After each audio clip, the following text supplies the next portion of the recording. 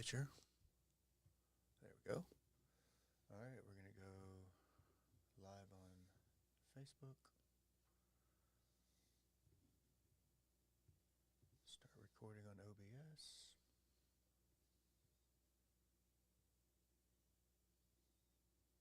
Is this episode 72? Yes. That's appropriate. You know why? Yesterday was Margaret's 72nd birthday. Oh, how about that?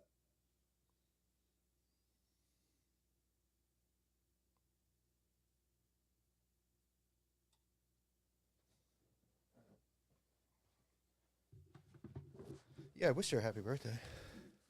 I will. All right. All right, we're going to start recording on the mixer in 5, 4, 3. Welcome to the Recovery Lab podcast. We're glad you were able to join us. Recovery Lab hopes to destigmatize addiction and normalize recovery. Our platform provides an avenue to share the many stories of those that have recovered from addiction, providing for the listener the most basic antidote to addiction. Hope.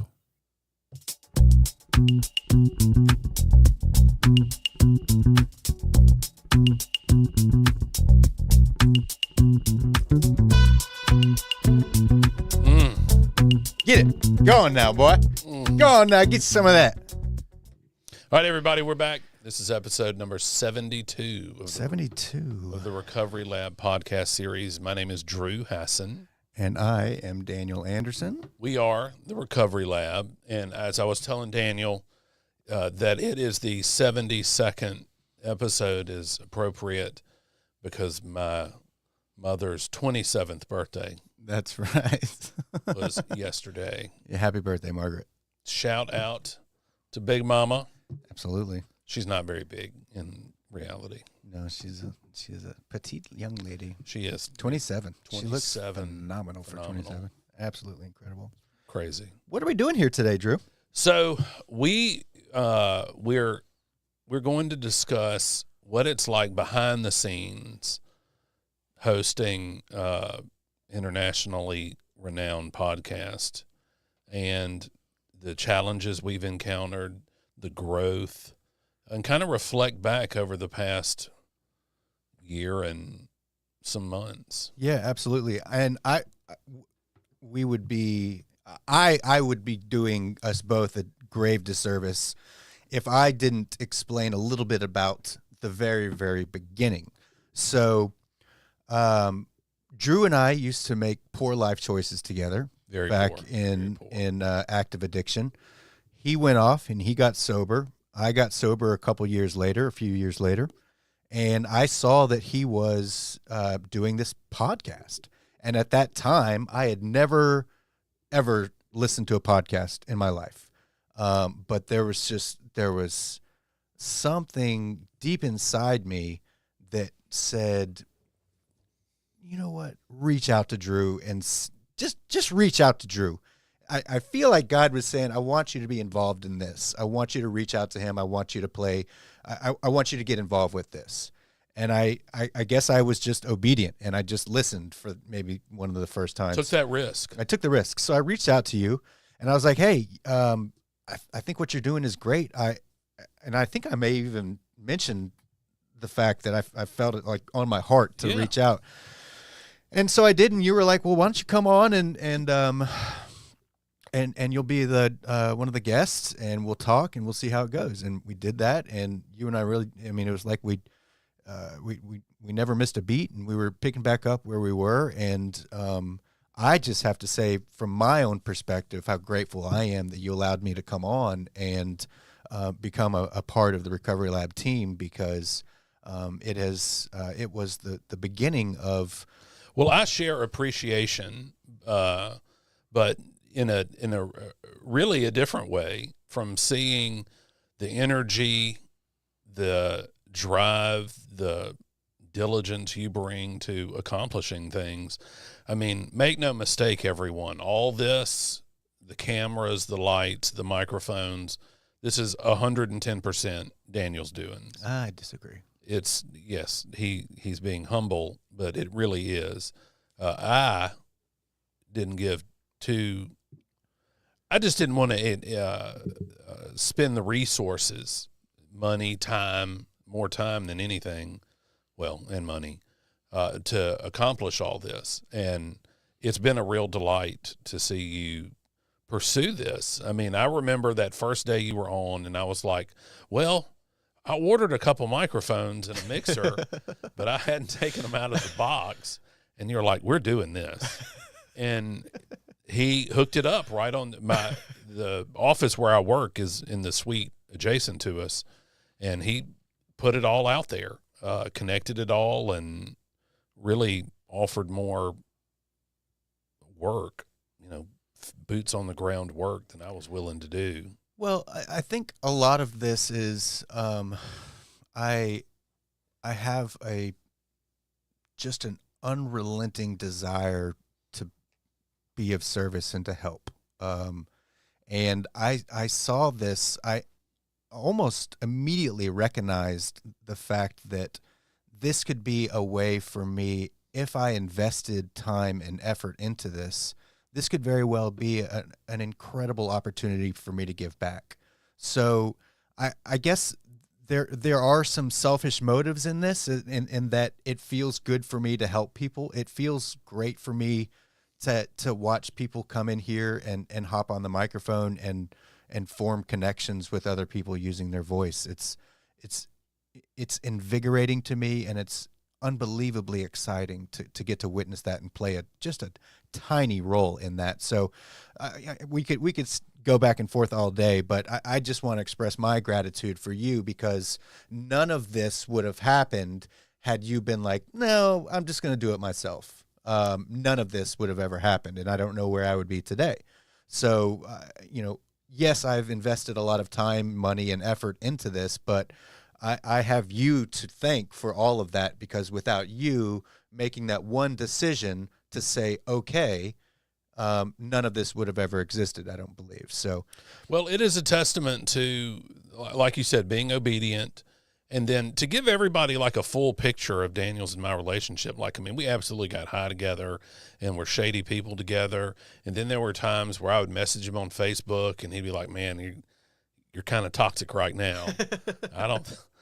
I might have to block you for a little while. I think you sponsored me for a little bit. Yeah. I mean, it's just been, every facet of addiction and recovery we have been together in. And it's good to see what people can do on this side of addiction. Yeah. Personal growth, professional growth. It's good. And triumphing through difficult situations as well. I mean, Yeah. we've gone through some pretty difficult shit together. I've shared some pretty difficult stuff with you, and you've been my guy. You've been my support. You've been the person that I can count on night and day. Like, when the stuff with, Fill in the blank. Yeah. I gave you a call and I was like, hey, this is what's going on. And you said, you didn't ask any questions. You said, okay, I'll be ready in 5 minutes. I was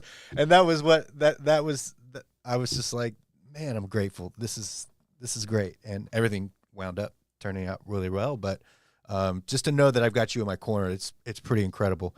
And I just realized that I've had your camera angle on this whole time, so I got to do better about that. But switching back over. All right, here we go. Here's something that's interesting. I really thought there was some kind of software that would activate upon a microphone being like it would send. How does somebody not fix this problem? What if something automatic? Yeah. Oh yeah. How does it not just, okay, Daniel's talking, let me turn his camera on?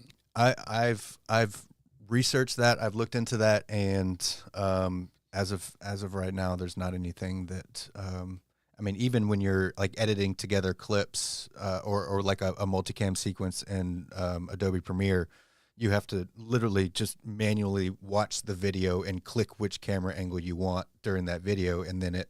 That seems like Windows 95. It's quite archaic. It feels it feels that way, but it is what it is. All right, so let's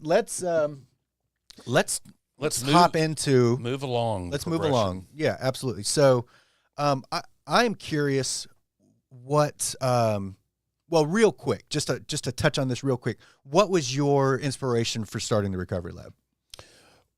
One, I like podcasts, and I have been a devotee of Joe Rogan for sure for a long time, and long format discussion, I think is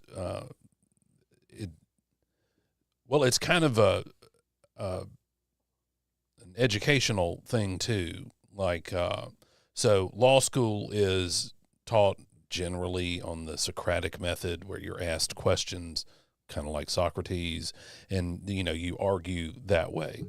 And so I thought this would be an interesting concept if I could get my friends to just have a conversation, and I would ask them questions, probing questions to, one, help me understand other and improved ways of behaving, and then really challenge people on things and see if their belief can sustain attack. Right. And obviously, not in a confrontational way. Right. Sure. The first people on the podcast were two of my best friends. Right. And then I thought, well, I should have, people that have an interesting point of view on and hear what they have to say. And it has never been difficult to find people to be on the podcast. Yeah. We've now had on how many therapists, doctors, lawyers, people, the directors of treatment centers, a couple of them. It's not difficult to find people. People that are in recovery are generally desirous of talking about it. Yeah, absolutely. And, I joke about how it appeals to our innate sense of narcissism, but it's a little bit true. We all like to talk about our own struggle and how we overcame. There's a little bit of that, appeal for all of us. Absolutely. So what does it look like? I want to give people a little bit of a idea of kind of the time and effort that you and I both put into this. What does that look like for you as far as like allocating guests and doing the work in order to prepare for each episode, each week? What does that look like for you? Well, in the very beginning, I made out a lengthy kind of question sheet. I was super nervous that first couple episodes. That question sheet, was that done out of fear of wanting to be able to control everything and get everything perfectly right, or was that were you fearful that if you just were to wing it, that it wouldn't be as people wouldn't respond as much, or did you just want to be prepared and you wanted to have everything written out when you were going into those early episodes? I wanted to be prepared, and I was afraid that if there was a lull in the conversation, that I could be able to look down really fast and pivot to some new topic that could perhaps elicit discussion from the guests. Yeah. So the very first episode was two guys at one time, and it was a lot lower tech back then. I sat at my desk in the suite adjacent to this, and I had a fancy mini recorder with one of those like mushroom caps on it, and I just would sit the mini recorder in front and hit record and talk to people. There was no intro music. There was no now I did learn how to use, I forgot about this, Shotcut, I think is what it's called. Yeah, I think so. And so what I would do is I had just an audio file, MP3, and I would upload it to this Shotcut. And I said, well, okay, I guess I need a title page. And so thus was born the Recovery Lab logo. And then I said, well, it'd be funny if I put funny pictures in there, when people would say something like B-roll type of stuff. Well, like mention their wife, and I'd have a picture of their wife. But that's laborious. Yes. Laborious is an understatement. You have to have a passion for it in order to be successful. I mean, I would be up here Oh man. So, I would do it on Saturday morning at like 10 o'clock, and I would get home at like 3 o'clock, and it'd be an hour and a half episode. And like, it took forever to upload to YouTube. Cause my plan was I was just gonna make a YouTube video and upload it to YouTube. Now go on and ask me what my biggest surprise was. What was your biggest surprise? That it wasn't more popular. I really thought I was going to, and people were going to be like, that's the greatest thing I've ever heard. And I guess that's because, to me, it was the greatest thing. I mean, it absolutely appealed to me because I was doing what I wanted. I mean, it was customized to appeal to Drew. Like one of my very favorite episodes very early on was Zed. I mean, just endlessly fascinating. He's a smart guy. Smart guy, local therapist, very passionate, very well read. And I just quizzed him for an hour and 45 minutes and could have talked to him for another hour and 45 minutes. So it was that kind of thing, and it was super appealing to me. But it caught on, really. Denise Marsters, shout out to Denise. What's up, Denise? Was a very early fan. Yeah, she bought the McCoy House mixer. Yeah, the very first little mixer I got on Amazon. She paid for it. Yeah. So a lot of credit goes to her. Absolutely. For that. And, she came on, and she's quite a titan in the local recovery community. She has lots of devotees and followers, and, I got a bunch of exposure from her. Yeah. So the first few people I picked, I thought, well, I wanted to do my friends, and then I wanted to do people that were, that had that were visibly active in recovery, to try to, get more people interested in it. And we're scaling up. Yeah. Yeah.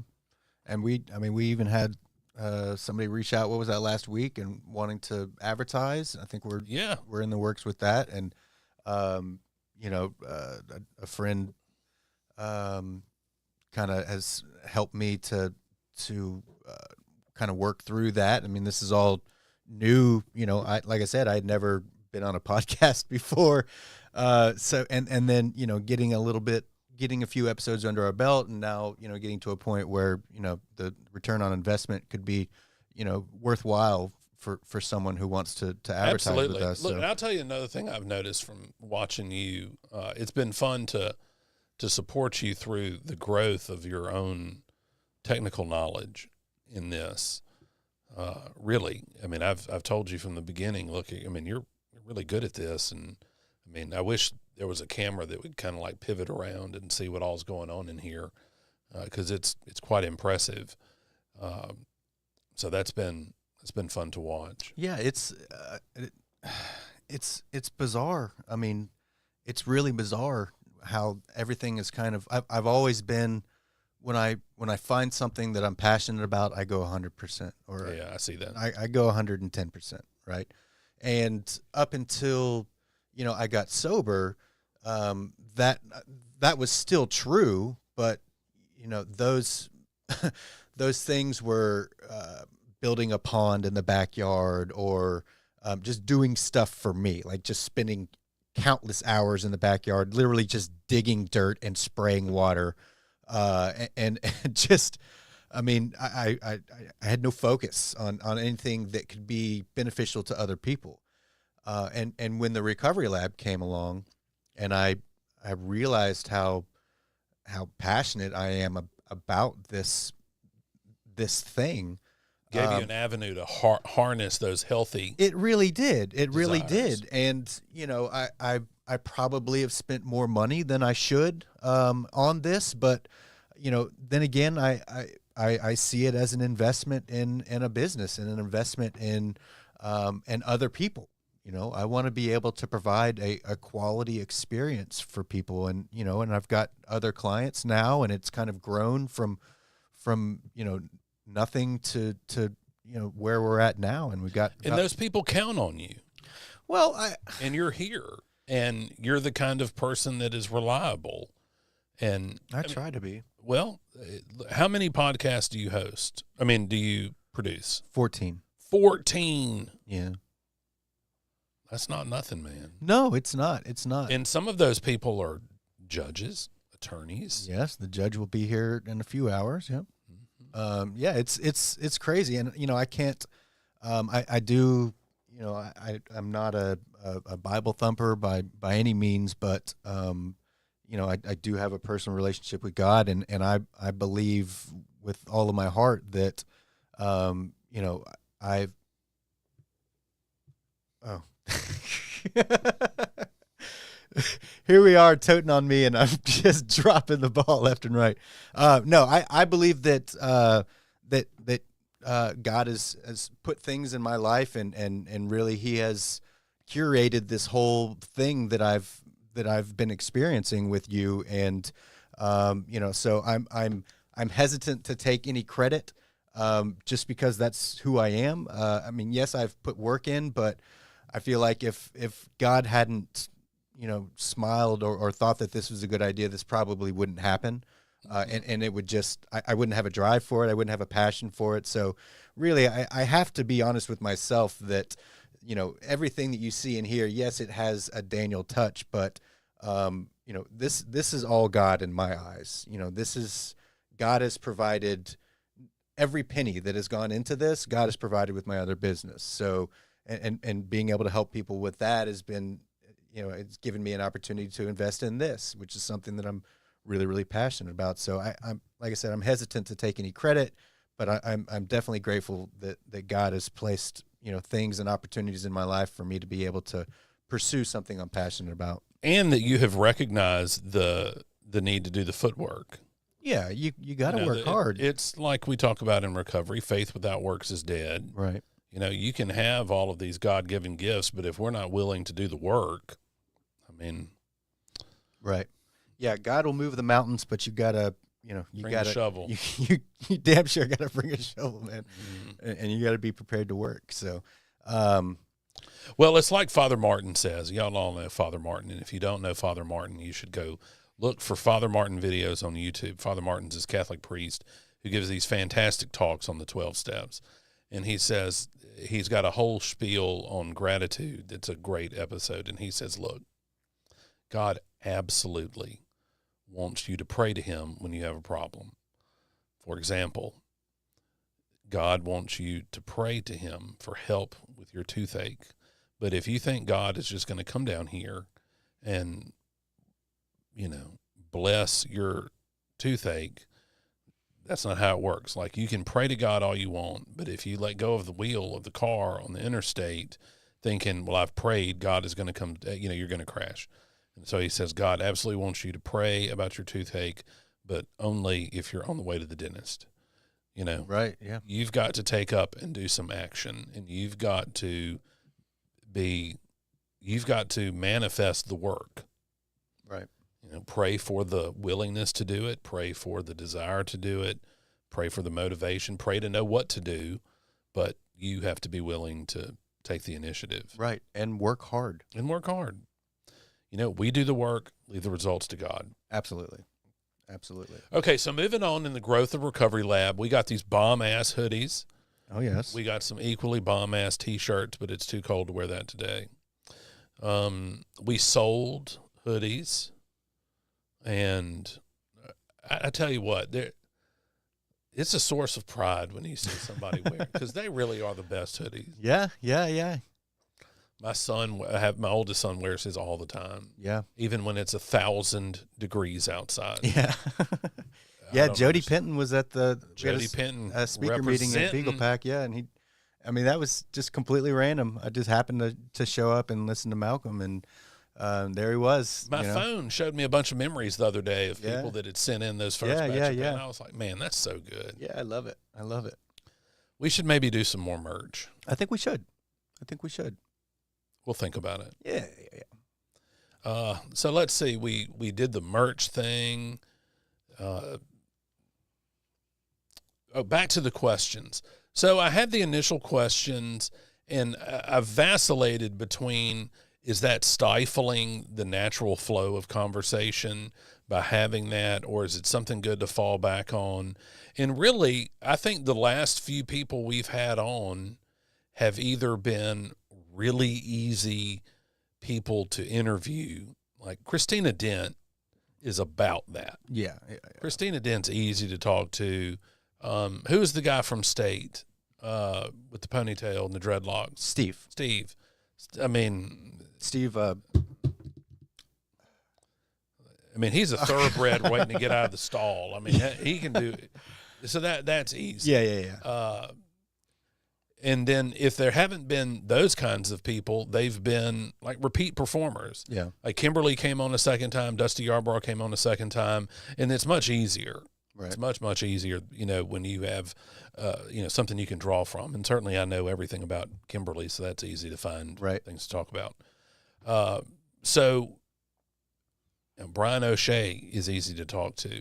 And it's allowed us to kind of get away from having the rigidity of an outline. But on occasion, there's somebody who's not so easy to talk to. And when you click on to like 3+ seconds of silence, it's deafening. Yeah.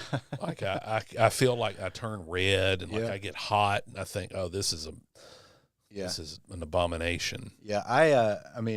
I wanted to, be prepared last week with Matt when you were out of town, when Stacy was here. I missed that. Yeah. That we'll have him back on.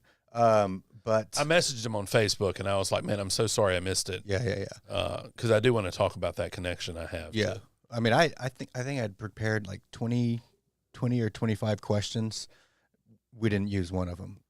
It happens. But at least, I wanted to be prepared. I wanted him to, feel like that I had put work in order to prepare for him. But the conversation just flowed so naturally that it really didn't, Stacy is a pro. She's a therapist and she knows what the hell she's talking about. So that certainly aided in the conversation. Well, I really hated that I missed his in particular.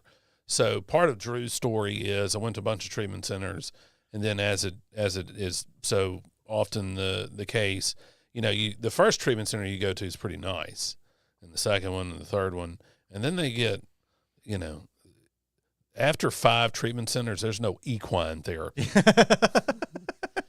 There's no polar plunge. In a beautiful greenhouse. Yeah, I'm gonna go sit in the lavender massage and chair. get some red light therapy. Yeah, you don't get that. So I ended up at a place called the City of Refuge. Shout out Loosedale. Uh-huh. Shout out to my brothers at the City of Refuge. So the City of Refuge is one of many, and I didn't know they were even out there when I was using faith-based treatment centers. There's a whole network of them, and City of Refuge is a lot like Teen Challenge. Mm-hmm. And I had never heard of Teen Challenge, but did he mention this, how many Teen Challenges there are? No. There's a ton of them. Yeah. A ton. And they all have some shtick for fundraising. Right. They do, crosses, a little primer, a little paint, make this baby what it ain't, car work. They sell crosses. So some people who had been at Teen Challenge left Teen Challenge and went to the City of Refuge and taught the City of Refuge the technology of cross-making and selling. And so by the time I got to the City of Refuge, they had a full-fledged system for cross-generation. And, so faith-based treatment centers really mean a whole lot to me, and I would love to talk to him because he's the director there. Is that? He's the CEO. He's the boss. Yeah, he's the boss man. Okay. Yeah. We'll definitely have him back on. And he wants to bring somebody with him next time. Some gang member. Yeah, he used to be like a high-ranking gang member, and he turned his life around. And so we'll get him back on. But it's crazy to see how things have grown and things are continuing to grow with all of this. I'm kind of overwhelmed with gratitude that we get to do this, you know, and then we get to talk with people in this way. And it's, you know, people seem to be responding to it pretty well thus far, and I'm excited about the future, man. Well, I think both you and I share a passion for talking to people and really hearing their stories. One of the main reasons I wanted to start the podcast was see how other people deal with adversity on a day-to-day basis, because it's really easy in an AA meeting, especially a speaker meeting, to hear somebody wax on, with these tired platitudes. And what I really want is to extract like the meat of what they're saying. Yeah. How do you actually confront hardship in your life? Mm-hmm. How long, there are some people that I know who have worked such good programs for enough time that they really don't have any hardships. Yeah. They only have the new things that life brings us. And there's one guy in particular, John, I'm thinking of, my sponsor, who really doesn't seem to have any life problems and greets new customary life challenges with a sense of, okay, I know how to do this. Right. It's not going to be the end of the world. There's no, the sky is falling. It's, there's an approach for how you deal with what we call life on life's terms. Yeah. And I think it's beautiful that we have a set of tools. And I know, if you've been in and around the rooms, you've certainly, this is not the first you've heard about a set of tools, but I'm genuinely sad for those individuals who don't have some sort of recovery program, because I don't know what I would do when like the situation that happened a couple weeks ago. I was completely at peace. I mean, I was like, whoa. Like, I recognize the importance right. of paying attention to this. Right. But I had faith that everything was going to work out. And that's only because I've gone to a lot of meetings and I've just listened a lot. And I've listened to what people have talked about as far as how they dealt with adverse situations. And you do that long enough, and that toolkit, it becomes pretty impressive. Well, just like our knee-jerk reaction before was to turn to drugs and alcohol, which were and are a solution. Right. A poor one, but they are. And by repetition, you build new pathways in your brain. And so it's fun to me to talk to the doctor who can talk to me about those neural pathways. Right. It's enjoyable to me to talk to therapists who, can lean into the importance of talk therapy and how to build these new pathways. Mm-hmm. And then it's enjoyable to me to talk to the average Joe who is doing those things. Yeah. And the net result is it helps me. Yeah. The net result is I can be a better person. I can have a more fulfilling life, and I can be an active person in my family's lives, and I can be, the person I want to be. Right. That's what it's all about. Instead of that dirt leg. Shady. Man. Do you remember that night that I brought the camera and the lights? Do you remember? Oh, yeah. It's crazy. Nothing fulfilling about all that. Nothing fulfilling about all of that. But you know what? I'm grateful for that, because it, through all of that awful, nasty stuff, I did learn a lot about myself and about how I react and how I, walk through things. And, I learned what not to do a lot when I was in active addiction. And I still tap into that today, on a virtually daily basis. So, those times, while they were unfortunate, and I've said it before, but those times were unfortunate, and it's sad that stuff happened, but it made me who I am today. And I kind of like that guy today. So I can't be too upset about what happened in the past, And you never know what, it's the story of the Chinese farmer. You never know what adversity is going to bring you. So for those who don't know the reference, the that there's a Chinese farmer and his horse runs away, and all the townspeople come to him and they're like, "Man, so sorry, your only horse left. That's terrible." And he's like, "Well, maybe." And the next day, the horse comes back and brings 5 other horses, and all the townspeople are like, "Man, that's so great. You're so lucky." And he's like, "Well, maybe." And then the next day, his son's riding one of the new horses, and it kicks him off, and the son breaks his leg, and they're like, "Oh man, the townspeople are so sorry, and that must be awful. He's your only son." He says, "Well, maybe."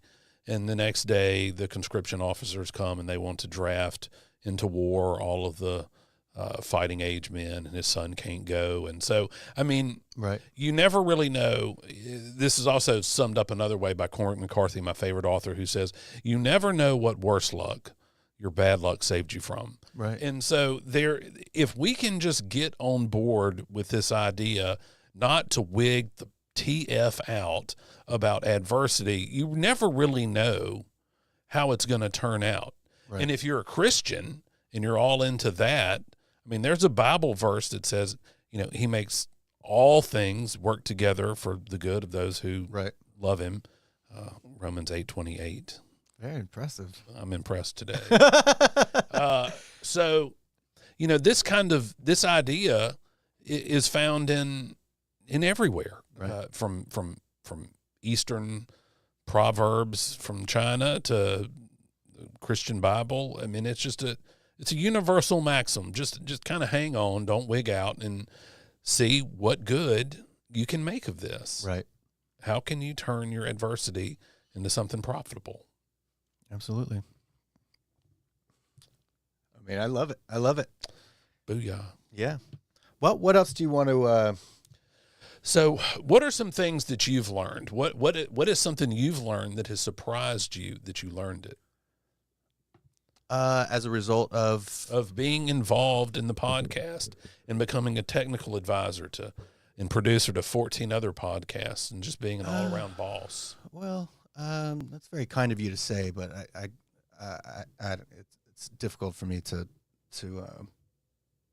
just say thank you. But what I've learned, I love watching people. I love helping people walk through difficult situations and positive situations, and maybe even just from afar. I enjoy.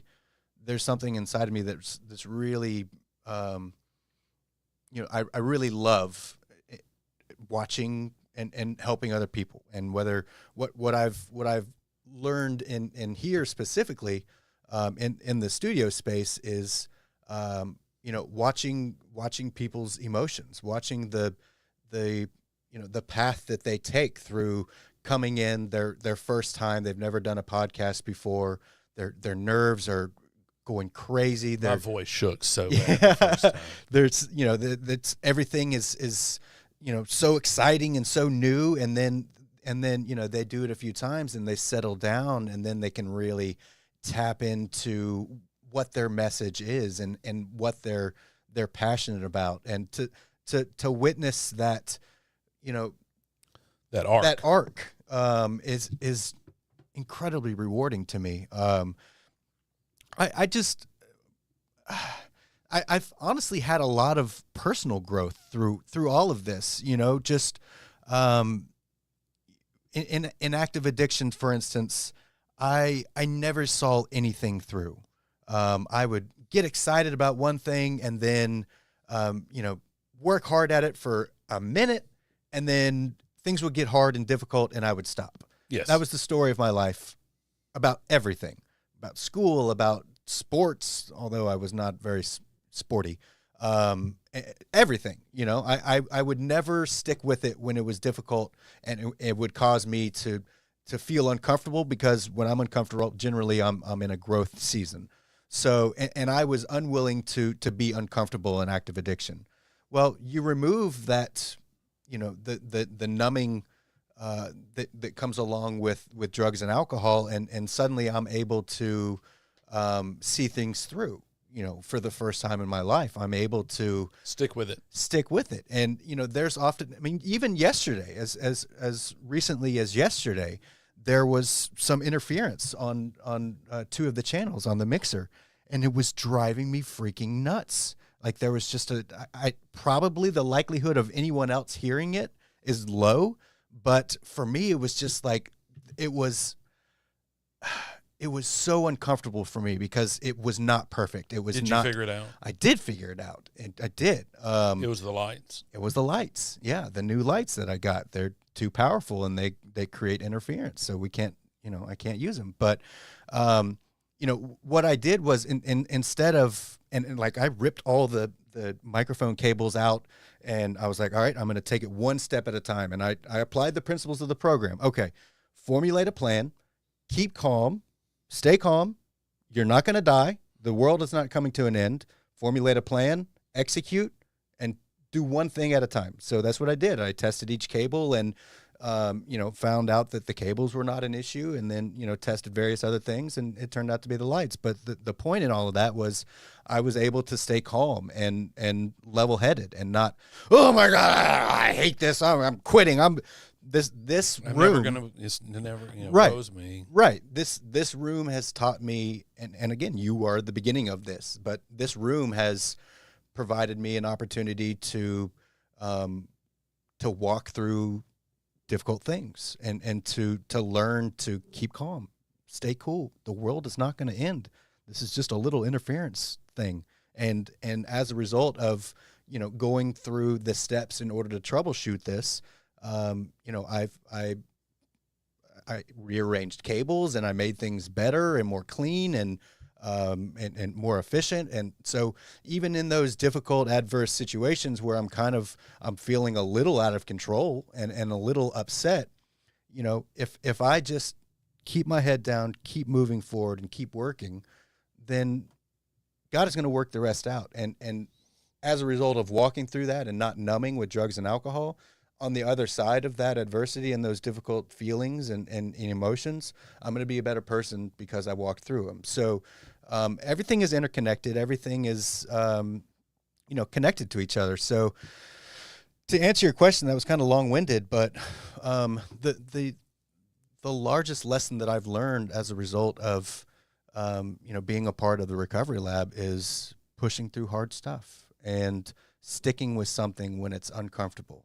Well, I made an impressive connection this week. I watched or listened to at length the hearing on whether to disqualify Fani Willis, the prosecutor in Atlanta, who's prosecuting Trump. She's the DA in Atlanta, prosecuting Trump for election interference. And I really made an impressive realization that people who don't have addiction problems, because I don't think Fani Willis and her whatever, the romantic partner, Nathan Wade, I don't think drugs and alcohol led them to make the exceptionally stupid decisions they made. Right. And I thought, really and truly, I have never experienced problems in my life that other people don't experience. I just coped with them improperly. Right. And instead of addressing it head on and not opting to take a self-injurious route by doing, drugs, I could have employed other tactics to deal with it.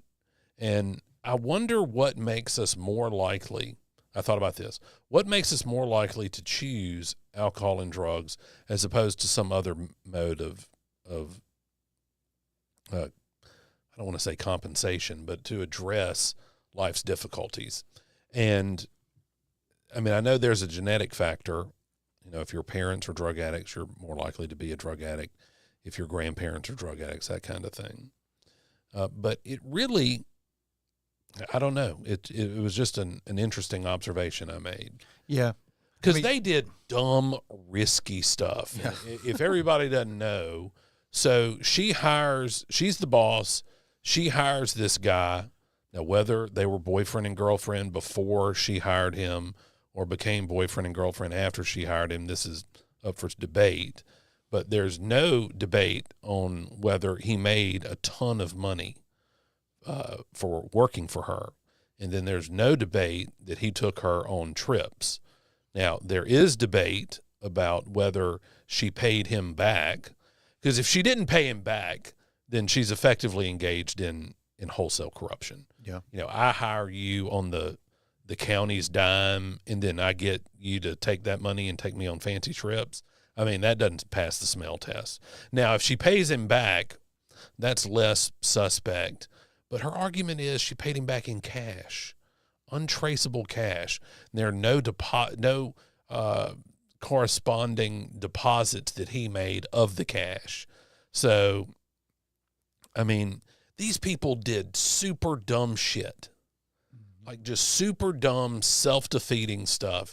And any credibility that she would have had as a professional, any credibility she would have had as an attorney has been whisked away into the wind because of either hubris, stupidity, or this general feeling that I can do whatever I want and I'm above reproach. Mm-hmm. And God, how many times have I acted like that?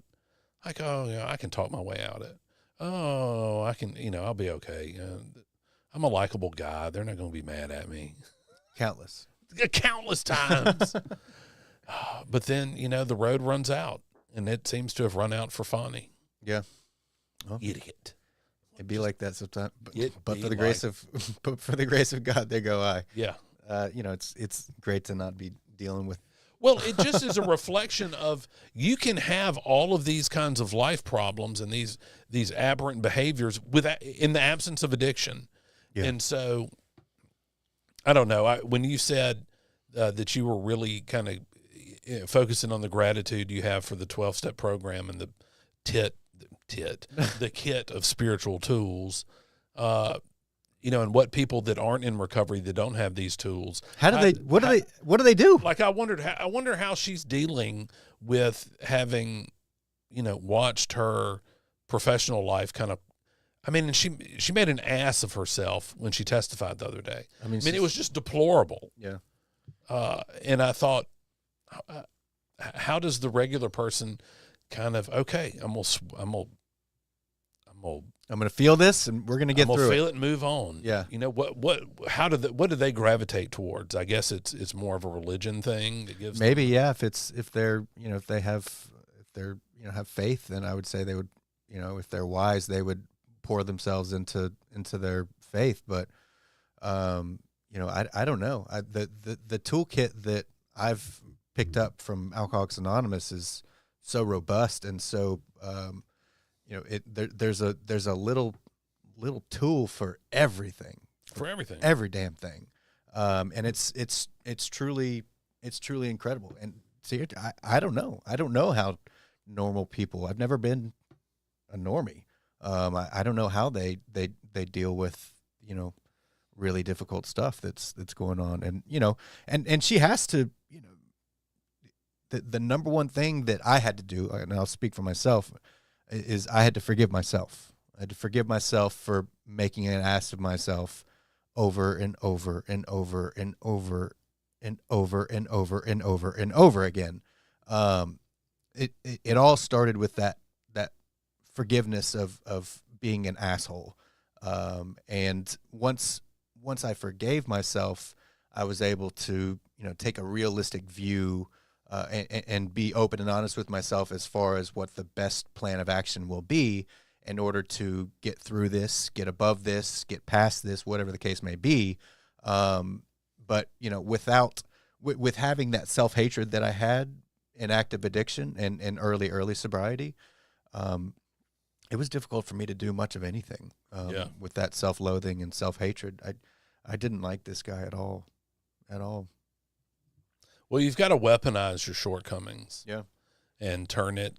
I mean, how often have we said you make something profitable out of your experience? But what you can do is, and not just you, but any person in recovery, is accept that you made the poor decisions, acknowledge your role in making those poor decisions, and then be there for the next person to help them dust themselves off when they have made similarly stupid right. And decisions. if it's appropriate to make amends, make them quickly. Get a sponsor, work on Yeah, it. yeah. Don't just go calling everybody. You're going to make it work. Yeah, I tried that too. When you're 12 hours sober, nobody wants to hear how sorry you are. And just calling people, hey man, bro, That's on me, dog. I am 36 hours sober. Let me tell you about what God has done in my life, and let me tell you what you need to do. Shut up. Well, ain't nobody believing it. Ain't nobody wanting to hear it. Exactly. We're about out of time. How do you want to wrap this up, Drew Hassin? What are you excited about for the future of the Recovery Lab? I'm excited about next week. One of my oldest friends in recovery is going to be on. Yes. I'm very excited about that. Who is that again? Sean Guy. Oh yes, of course. I didn't realize that was next week. Yes. Seems like a month ago. So I have known Sean since I was 19 years old, 18 years old, and he's a lovely person, and I look forward to seeing him next week. Absolutely. Well, for me, I'm excited about just being able to be present and seeing what God does in this room. I'm exquisitely excited about what's going on. So, well, y'all, thank you for listening. If you've stuck by us this whole hour for just listening to us blather, chances are there's something wrong with you psychologically. But in that case, we are grateful anyways, and we love you all, and thank you all for joining us. And we will see you next week. Be here with Sir Sean Guy. Yes. All right. We'll see you next week, guys.